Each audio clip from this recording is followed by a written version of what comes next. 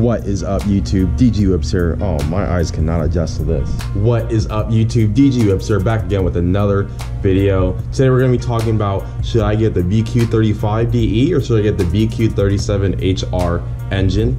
And I'm going to tell you the key differences between the cars that have those engines, what are the pros, what are the cons, what is right for you, depending on what you're looking for, how much the car costs, what are the common issues, and all that good stuff. I'm just going to go ahead and jump right into it. So I'm going to start with the VQ35s. Obviously, I have a lot of experience with these. I've had this one for 2.5 years now. I'll go ahead and pop the engine. So the VQ35DE is a V6, obviously. It's a 3.5 liter displacement. These do about 286 horsepower. I could be a few numbers off on that, forgive me. They're pretty simple to work on. Sometimes there's a little bit of tight spacing down here and there and stuff like that, but overall it has not been too bad. It's pretty easy to do the belts, the radiator, intake, all that stuff is pretty simple to get to.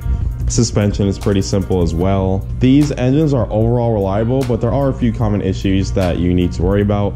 Number one is the most infamous one, and is oil consumption. These engines burn a ton of oil. If you have not figured that out already, you will figure it out at some point. These engines blow through oil, and you have to keep up on it, because the number one way people pop these engines is that they do not keep up with the oil maintenance. And if it gets too low on oil, it's going to run low oil pressure and it's going to start slowly damaging the engine, and then the engine is just going to pop. Now I have 160,000 miles on mine and I've had no issues. I just keep topping off the oil. I check mine every 2 or 3 weeks.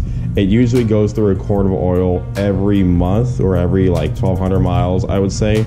It does depend on your car. These engines are very cheap. You can get a used one for between $1,000 and like 1,400 bucks. That's not bad at all. Very easy to modify.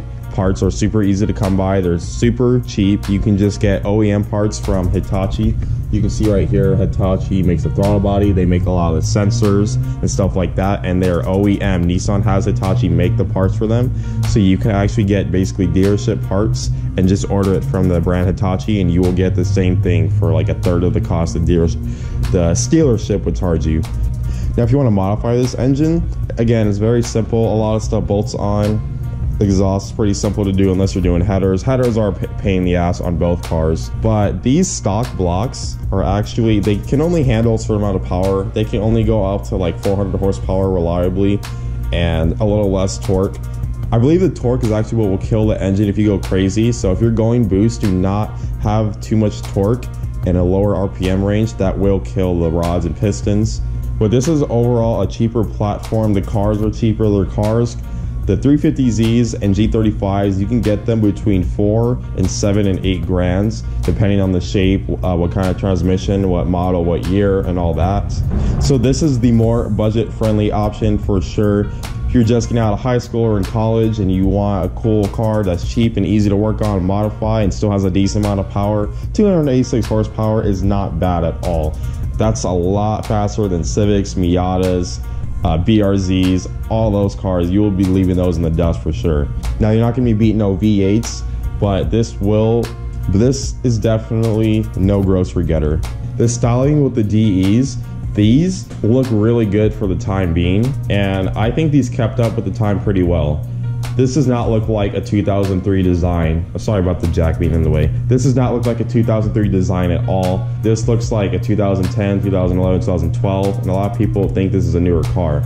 People that don't know much about cars, they think this is a pretty new car, and you can just look at it. The body is very like sleek and just nice looking, especially with this color. The car looks very modern. You guys got to forgive me, the car is a little dirty. So as far as issues go, you're going to have the typical stuff. Oil maintenance is number one. You're going to have bad sensors. On these, you're going to have a little bit of suspension issues. The ball joints always go bad. The differential bushings always go bad, or the main one. But these things are relatively simple to fix, and it's not really a big issue. This is a very reliable engine. I took it to Sacramento and back recently, had no issues. My AC works great. My AC blows ice cold, and this is a reliable and fun platform. Now, if you want to take it up a notch and you're a little more serious on power, looks, and a more modern look, you're going to go with the VQ37. Now, the VQ37, these do about 330 horsepower and about 280 pound-feet of torque. Again, I could be a few numbers off on both of those, forgive me. So this is obviously the faster car. You can get this in the 370Z or the G37. Now these engines are almost bulletproof. These engines pretty much got rid of any problem the VQ35 had, and they are super reliable. Also, if you want to throw a boost in it, these can handle 550 horsepower easy on the stock block and about 450 pound-feet of torque on the stock block very easily. Now the downside to these is that these are a lot more expensive of a platform to modify. And if you're looking to buy a car that has this engine with a 370Z or a G37, you're looking at between $8,000 and $15,000, if not more, if you want a very nice low mileage one. So this is a lot more expensive than the G35s and 350Zs. This is almost double the price. However, you are kind of getting what you pay for. You're getting a more current car. However, Nissan is usually pretty outdated when it comes to tech overall. They just put a digital dash in the new Z in 2020 when people have been doing digital dashes for like 7 years now. So Nissan's a little behind anyway. But if you like the look of the G37 and the 370Z more, you can go with the VQ37 engine. Now these are more expensive to modify. Parts are more expensive. A decent intake because they have dual throttle bodies instead of the DE that has the single throttle body. They can go for like 500, 400 bucks. Just doing bolt-ons is gonna really add up very quickly. With an exhaust, I mean, exhausts are gonna cost $1,000 at least if you want a decent one that doesn't sound like garbage. Art pipes, intakes, all that, they're going to be pretty expensive. Now if you're going boost, this is going to be super expensive. Kits can go for like 10 grand. It might be a little cheaper if you do a custom kit and you know how to do all the work yourself. However, these kits are not cheap, and boosting it is just not cheap overall. However, if you want more power out of the platform, definitely the VQ37 is the way to go. And if you want more reliability, they don't have the oil burning issues that the VQ35s had, and they pretty much don't have any of the issues the VQ35s had. The engines itself don't have many issues overall. The cool thing about the VQ37 platforms is that it's actually very easy to drop a BR30 into the engine bay.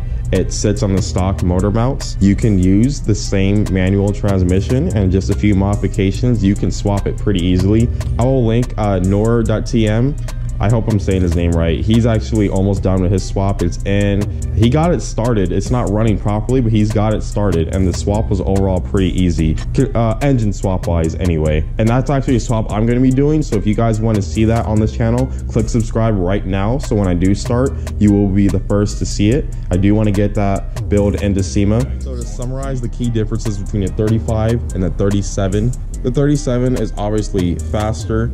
However, it is way more expensive. You're gonna be paying way more for mods, exhaust, tunes, all that stuff, especially if you're going forced induction on that route, and the car overall. But the car is more reliable. The DE is still a good way to go if you are on a tighter budget and you cannot afford the $15,000 for a nice 370Z or G37. And I personally recommend it, especially if you are not trying to go boost. I would say get the DE. And if you want an NA build, get the DE. I don't think it's worth spending the extra money on the G37 and 370Z if you're just trying to do NA. This does good enough. It is a lot more cost effective. Comment down below your guys' experience on your VQ35s and your VQ37s. I want to hear what you guys have to say about it. That's gonna do it for this video, guys. Thank you guys so much for watching. I hope you found this informative. If you're new to my channel, again, please click like and subscribe. I'm gonna be doing some really exciting, awesome stuff in the future. The Porsche 944 right there that I'm gonna be working on. I'm working on it right now, just waiting on some parts so I can get it running and driving. But yeah, that's gonna do it. Thank you guys so much for watching. I'll see you guys next time.